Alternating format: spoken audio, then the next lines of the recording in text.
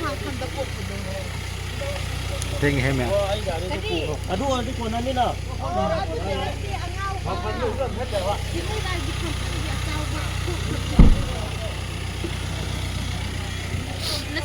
Paling nữa đấy. Xin hộp rồi các, xin hộp cái video yêu đấy.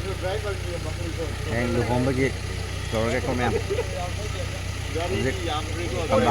Kambang sendiri. Tengok, wah deh. Kambang jauh kan? Ya deh, memang masih di garisu. Ya, nau binti. Garisu dembida. Kita terlalu tamam bereh. Maarit. Anteri kari lamro khol hey sitar tingna pala orang turi yaura si ay asi doy na tong ninge mado mem sita yodriko tingna palda lere hujik intritori mem ai gari do pita tri ba ina lambi du nuai roi da ba ina la nei tringe digi si bai ko si da dum lebra kano pita la le tringe da disma le tita la le bu kuidre mathak ki si smai le ko mo si mem sigi journey si di nuai luhong ba so nuai ga da asyang ware tiệm muốn si bai hai cái không hay không có cái sex sim cái không yao nè hay gru yao nè hay cái cha cả pai le tre mem sigi pai le tre ai gari sema ga pita hapaga katho batare mem kambang jauh do sikra waliku sen op dare sen op ki video tha kala kra mem so power ko jungle da tar ne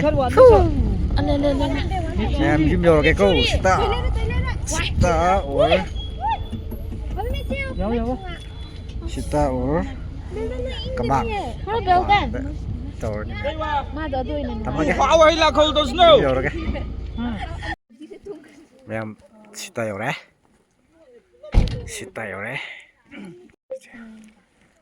tum dang ni se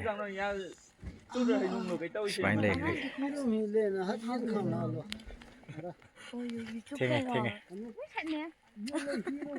Thiên cái thà đó xa thuộc lên. Ê khơi gì cả đi chứ. Ôi. Ngasay cái thầm bông na. Ado mana tu lagi tu. Suara hemnya. Ware man hayang si muka gari lau baca kedam ni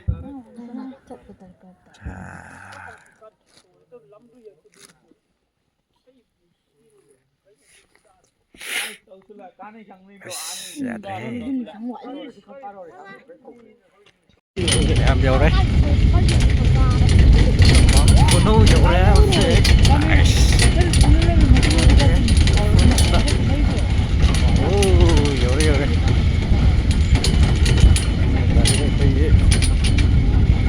Sen oke kita tahu di garis sebelah Ai garis na kaino to kaino to lehore siyo re ko as garis thau basi ai tre search lere search to lere to ga som site center lere som ada som site na formal lere nya Ore, sanu pasikan nutu mesida. Sobat kre. Yore.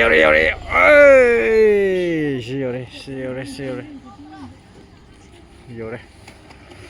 Kambang kuno yore ozik. Sudah decoration me semua lere. Lere.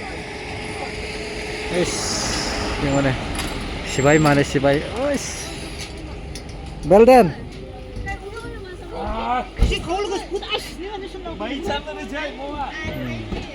Loi pung baro ta re ngisi nungdang gi baro ta re ko mya baro ta re Aidin yaure sina khoi sibai makhai sida tong mane as Nói mi ara. kumage mem si nungdang si baro ta tare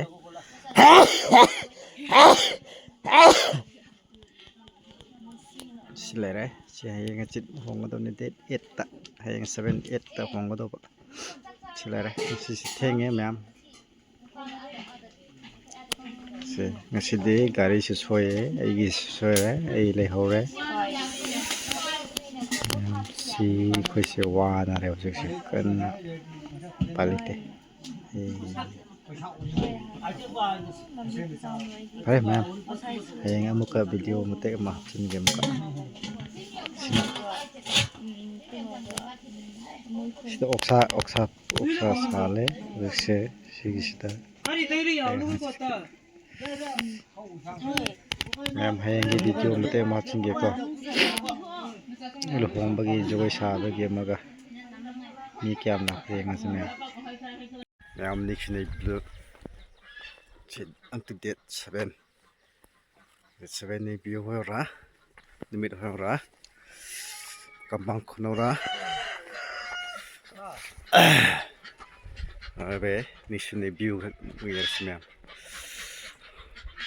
yama Burma ye ni view na aning shun hora so Burma nuwar rasnang Burma view so mi kantor sia senang akan tapi syukurlah tengah sale ora mi am stabil le ora nanti date 7 ya dole orsna ningai date 8 lani ro luhong na ngai arrangement a thil kas nomya khatola kre ang sangalle satu lagi rekomnya sare miam ngsi se ayuk se kambang de gi thole ai gari do pita ke na ko as ngrang do berani nei check to hodrob ni ne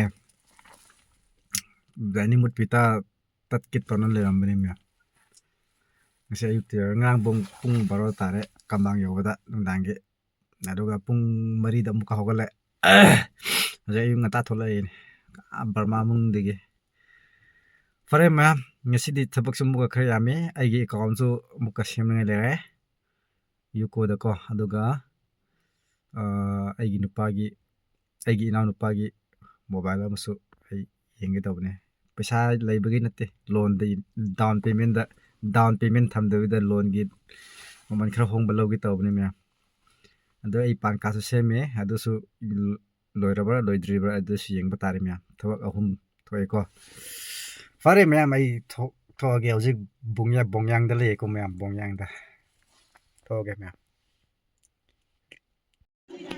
ngasi gi nungdang gi zatlen tare mya medium de ko soin tare ai se sara ge mya medium de hayeng serop hayeng lohong batare ko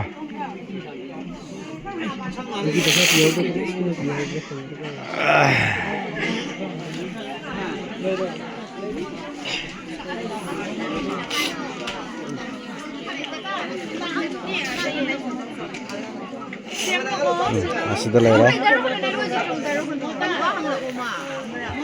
Hai.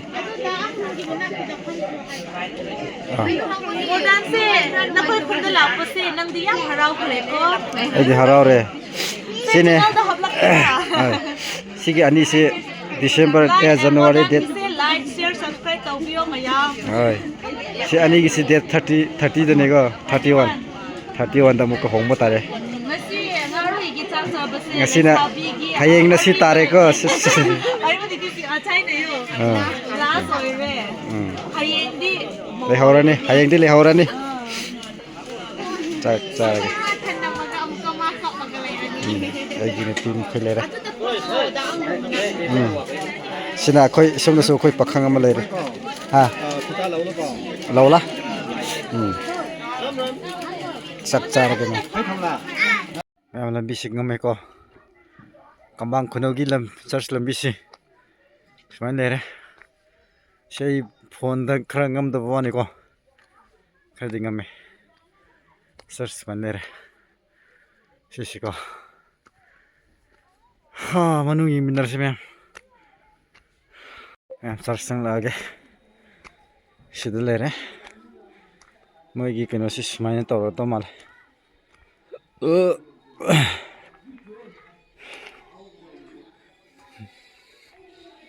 Sasti kapi.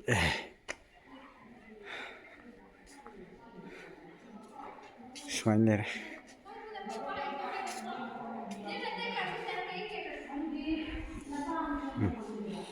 Şmanlere.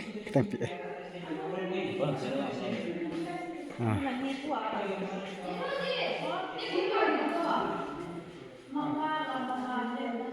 Şmanlere. Hayangi.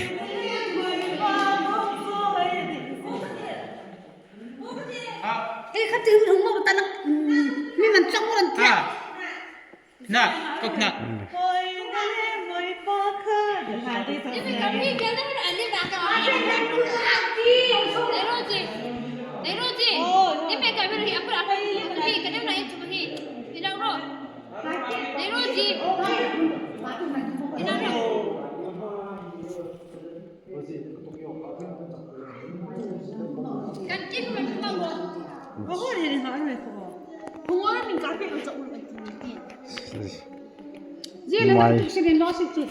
Mai mẹ tao.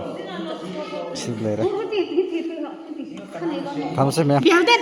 Xin lỗi đấy. Hay người nó mà cái con Kasih gì orang tahu sorry.